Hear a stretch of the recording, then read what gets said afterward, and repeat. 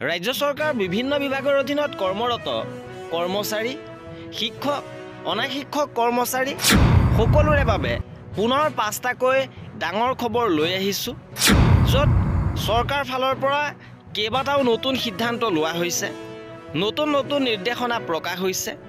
ইপিনে হাহাকাৰ লাগিছে একাংশ কৰ্মচাৰীৰ মাজত, কৰ্মচাৰী সংগঠনৰ হাহাকাৰ। পঞ্চায়ত নিৰ্বাচনক লৈও গুৰুত্বপূৰ্ণ খবৰ আহিছে। সবিশেষ আপোনালোকক জনাব বিচাৰিছোঁ, ভিডিঅ'টো প্ৰথমৰ পৰা শেষলৈকে চাই থাকিব। জনাব বিচাৰিছোঁ প্ৰথমটো গুৰুত্বপূৰ্ণ খবৰ। এইবাৰ চৌকছ নটিচ প্ৰেৰণ কৰা হৈছে একাংশ বিদ্যালয়লৈ, যিসমূহ বিদ্যালয়ে মেট্ৰিকত শোচনীয় ফলাফল প্ৰদৰ্শন কৰিছে। সেইসমূহ বিদ্যালয়লৈ কাৰণ দৰ্শোৱাৰ জাননী জাৰি কৰা হৈছে। আৰু কামৰূপ মহানগৰ জিলাৰ ইন্সপেক্টৰ অফ স্কুলৰ ফালৰ পৰা এই নিৰ্দেশনা প্ৰেৰণ কৰা হৈছে আৰু কেইবাখনো স্কুলৰ নাম ইয়াত উল্লেখ কৰিছে। এইবাৰ জনাব বিচাৰিছোঁ আজিৰ দ্বিতীয়টো গুৰুত্বপূৰ্ণ খবৰ। শিক্ষা সেতুৰ গইনালৈ দৰমহা কৰ্তন আৰম্ভ কৰিছে। সন্মিলিত শিক্ষক মঞ্চৰ ফালৰ পৰা প্ৰতিক্ৰিয়া প্ৰকাশ কৰিছে, কেইবাটাও ঘোষণা কৰিছে। শেহতীয়াভাৱে ধুবুৰী জিলাৰ 5টা শিক্ষাখণ্ডৰ 387গৰাকী মাধ্যমিক শিক্ষকলৈ জাননী দিছে বিদ্যালয়সমূহৰ পৰিদৰ্শকে। আৰু সন্মিলিত শিক্ষক মঞ্চৰ তীব্ৰ প্ৰতিক্ৰিয়া। ভংগ কৰিছে আছাম ছাৰ্ভিচেছ বিধি 1964ৰ 311 নং বিধি। শিক্ষকসকলে উত্থাপন কৰা বিভিন্ন সমস্যা সমাধানত পিঠি দিয়া ৰাজ্য চৰকাৰে শিক্ষা সেতু এপত উপস্থিতি নিদিয়াত দৰমহা কৰ্তন কৰাৰ দৰে কঠোৰ পদক্ষেপ গ্ৰহণ কৰাত শিক্ষক সংগঠনসমূহ পুনৰ ক্ষুব্ধ হৈ পৰিছে।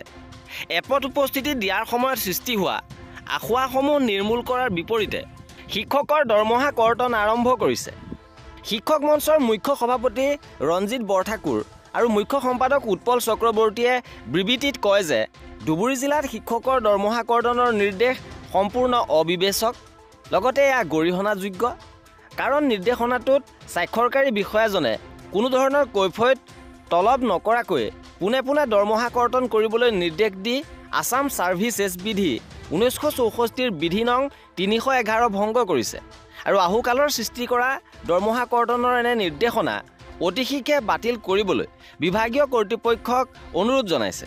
অন্যথা ন্যায্য প্ৰাপ্তিৰ দাবীত শিক্ষা সেতু এপৰ বিসংগতি নিৰাময় নকৰাকৈ লোৱা শাস্তিমূলক পদক্ষেপৰ বিৰুদ্ধে শিক্ষক মঞ্চই অনিচ্ছা সত্ত্বেও গণতান্ত্ৰিক আন্দোলনত নমাৰ বিকল্প নাথাকিব বুলি উল্লেখ কৰিছে। এইবাৰ জনাব বিচাৰিছোঁ ৰাজ্য চৰকাৰৰ ফালৰ পৰা গ্ৰহণ কৰা কেইবাটাও গুৰুত্বপূৰ্ণ সিদ্ধান্ত।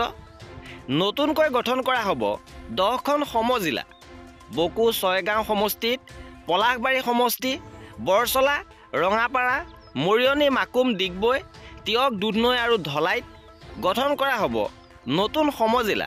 সৰ্বমুঠ 10খনকৈ নতুন সমজিলা গঠন হ'ব। ৰাজ্যিক কেবিনেটে এই সিদ্ধান্ত লৈছে। এইবাৰ জনাব বিচাৰিছোঁ পৰৱৰ্তী গুৰুত্বপূৰ্ণ খবৰ। ৰাজ্যত 2 দিন স্থানীয় বন্ধ ঘোষণা কৰা হৈছে। 2 আৰু 7 মে'ত স্থানীয় বন্ধ ঘোষণা কৰিছে আৰু পঞ্চায়ত নিৰ্বাচন ভোটগ্ৰহণৰ বাবে এই ঘোষণা।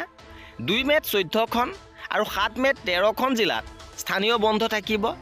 সকলো চৰকাৰী বেচৰকাৰী কাৰ্যালয়, শিক্ষানুষ্ঠান, ব্যৱসায় প্ৰতিষ্ঠান, বেংক, চাহ বাগান আদি সকলো বন্ধ ঘোষণা কৰা হৈছে। আৰু প্ৰথম পৰ্যায়ত 2 মে' তাৰিখে প্ৰথম পৰ্যায়ৰ নিৰ্বাচনৰ বাবে বন্ধ থাকিব লগা জিলাসমূহ হৈছে তিনিচুকীয়া, ডিব্ৰুগড়, চৰাইদেউ, শিৱসাগৰ, মাজুলী, যোৰহাট, গোলাঘাট, ধেমাজি, লখিমপুৰ, শোণিতপুৰ, বিশ্বনাথ, কাছাৰ, হাইলাকান্দি আৰু শ্ৰীভূমি। আনহাতে দ্বিতীয় পৰ্যায়ত ধুবুৰী, চাউথ চালমাৰা, গোৱালপাৰা, বঙাইগাঁও, বৰপেটা, বজালী, নলবাৰী, কামৰূপ মেট্ৰ', হোজাই, নগাঁও, মৰিগাঁও, দৰং এইকেইখন জিলাত 7 মে' তাৰিখে স্থানীয় বন্ধ ঘোষণা কৰা হৈছে। এইবাৰ জনাব বিচাৰিছোঁ কৰ্মচাৰীসকলৰ বাবে আন এটা গুৰুত্বপূৰ্ণ নিৰ্দেশনা। বন্ধৰ দিনতো কাৰ্যালয়ত উপস্থিত থাকিবৰ বাবে এইবাৰ নিৰ্দেশনা দিয়া হৈছে। পঞ্চায়ত নিৰ্বাচনৰ পৰিপ্ৰেক্ষিতত পঞ্চায়ত নিৰ্বাচন 2025 সুচাৰুৰূপে পৰিচালিত হোৱাৰ পৰিপ্ৰেক্ষিতত ধুবুৰী জিলাৰ অন্তৰ্গত সকলো কাৰ্যালয়ৰ মুৰব্বীক পঞ্চায়ত নিৰ্বাচন 2025ৰ বাবে ভোটগ্ৰহণ কৰ্মী হিচাপে, পুলিং ষ্টাফ হিচাপে নিয়োগ হ'ব লগা খচৰা প্ৰকাশ হ'ব।